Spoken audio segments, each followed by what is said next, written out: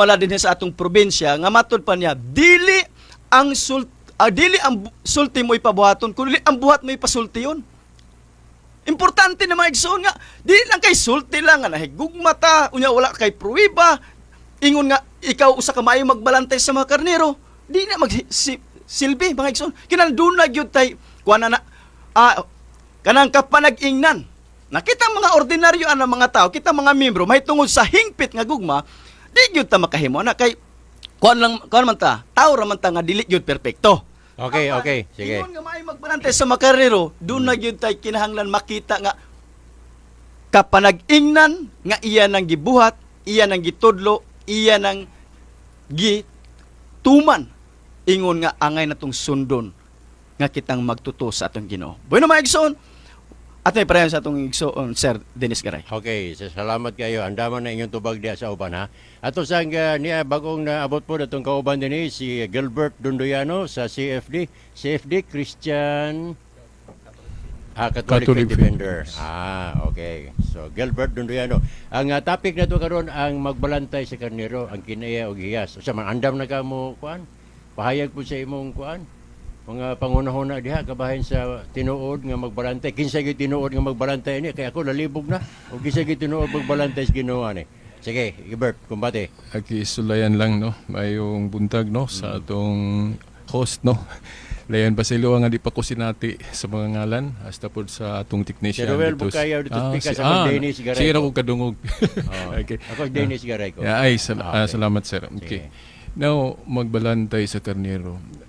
Ang pagtinuan ng magbalantay sa karnero kining naa sa Biblia dili gyud na ingon sabton nga sa tanang higayon maayo gyud kay kung atong basahon ng Biblia kinsa man gyud gisugo ni Kristo ana na sa di ba si Kristo man ang maayong magbalantay Juan 10:16 tapos kana nga pagka magbalantay niya nga visible makita sa dihang taliabot na ang iyang pagbalik o pagkayab sa langit, iya man ang gi-designate ni St. Peter, San Pedro. Na sa Juan 21:15 hangtod 17, kanang pagpakaon ba sa panon, pagbantay. Unya, kung atong tan-awon ang kinaiya ni Pedro, dili manggali ta makaingon nga parehas Dios Ginoo. Di ba? Kung sa iyang tibuok life ba, no? Kay gani iyang gilimod si Kristo makatuo. Dayon doon na siya inalitok nga wa masubay gyud sa kanang husto. Gani natawag siya sa Ginoo atong higayon nga pahawa Satanas. Kung wa ko mahimo walimot murag na sa Matthew 16 na no kung wa ko malimot sa tudling. So it does not mean nga ang maayong magbalantay nga si Kristo nya kana pong iyang gipili nga mo act as kana bang representative niya, it does not mean nga parehas gyud Ginoo. So mahimong masipyat sab na. So, tan-aw na to sa history manggod kung kana ang katungdanan kinsa may nakapuli ana historically. Di ba? Kay mata grupo ron na may mga leader, di ba? Ini kamatay silang leader pulihan, for example, ato mga igsoong Iglesia ni Cristo.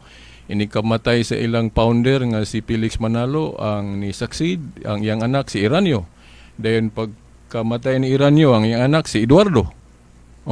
So, pulihan yun na. Kay sa buhat 1:20, kung ang katungdanan mabakanti, doon na may mupuli. So, tanawon din na to sa history, kinsa may nakapuli sa katungdanan ni Pedro as executive or kanang magbalantay nga gitahasan si Ginoo. Now, sa akong pagbasa-basa og mga history books, mga referensya, wa man gyud laing list gikan ni Pedro nga kanang ang katungdanan kana mang list of popes sa Roman Catholic Church nga si Pedro gyud mo ilang nga unang executive nga gipili ni Kristo. So kana nga office naa gyud na sa mga Santo Papa. Nya dili man ka makaingon ko mo badlungon ng galingkod sa mga opisina invalid ng maong katungdanan. We cannot say that. Just like for example kanang katungdanan sa mayor o gobernador. Di ka makaingon nga invalid ang iyang katungdanan kumo pananglit lang wa ta magtumbok og ngalan. Pananglit o dili maayo ang binuhatan sa mayor o gobernador. Now, ang iyang buhat mo dili maayo, pero kung moingon tag balido ba ang ilang katungdanan, balido kay gipili maslas mga tao. Unya, tanaw na to sa history,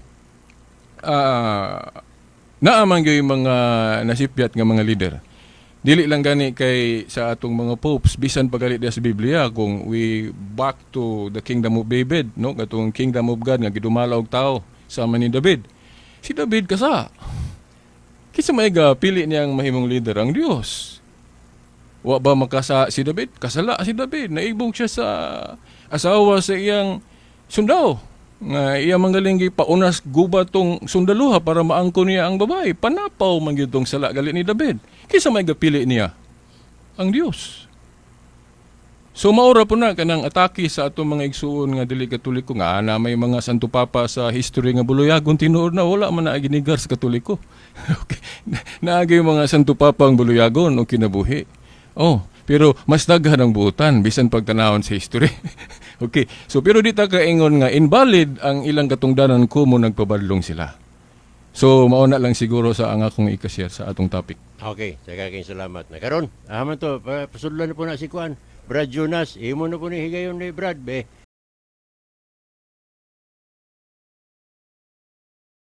Si Cora Pialago, si Lona Mera Ligados Castañares, Aris Orong Kayabit, si Nelia Dahili, si Perita Ombong watching from Kuwait. Okay, thank you kay ma'am. Alan Alejandro Sagario Anihon, si Rolls Balilio o si Lia C. Moto. Ya, gamay lang oras na to. Okay, wa na gyud hurot na gini. Sige lang. Sunod na ni ato ni himong 2 ka oras og daghan ta 2 na to ni ka oras Will. O isag tuloon. Ay ha, ang paniud to din nato, matabla to paniud to ayo mapas mo ita ani. So di na lang ko mga iyo kuan. Mga panapos siguro kay ano man tayo oras. Oh, sige lang sunod semana puhon. Isa ba na pa yung istorya? Wala na. Oh, naigamay ni kuan si Gilbert ni o Silbert. Silbert. Okay, kini sige. Kuan sige. lang ang latest good nga question is unsa ang pag-usa? Ugmaron man gyud na no.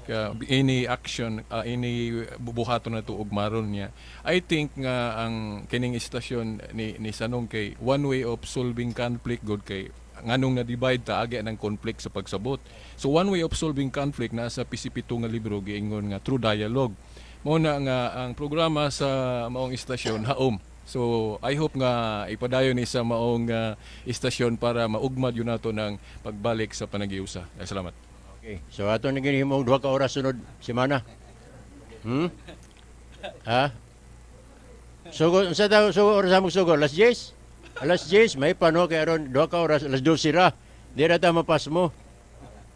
Bakante ba alas 10 no? Oh sige, alas 10 ta. Oh, alas 10 sunod.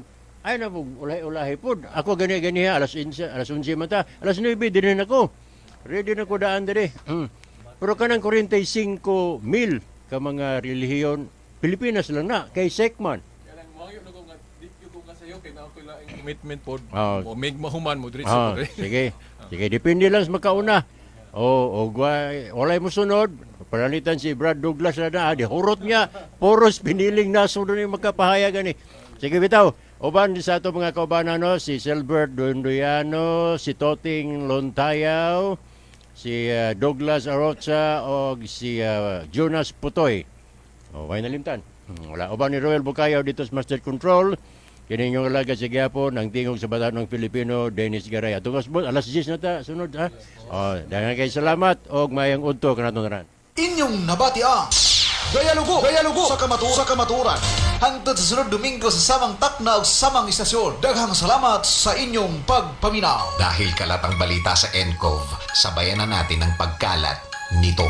Ano-ano ang mga sintomas ng 2019 ENCOV? Ang pagkakaroon ng lagnat, ubo at kahirapang huminga. Ang sintomas ng pagkakaroon ng 2019 ENCOV. Maaari umanong makita ang iilang senyales ng naturang sakit sa loob ng 2 to 14 days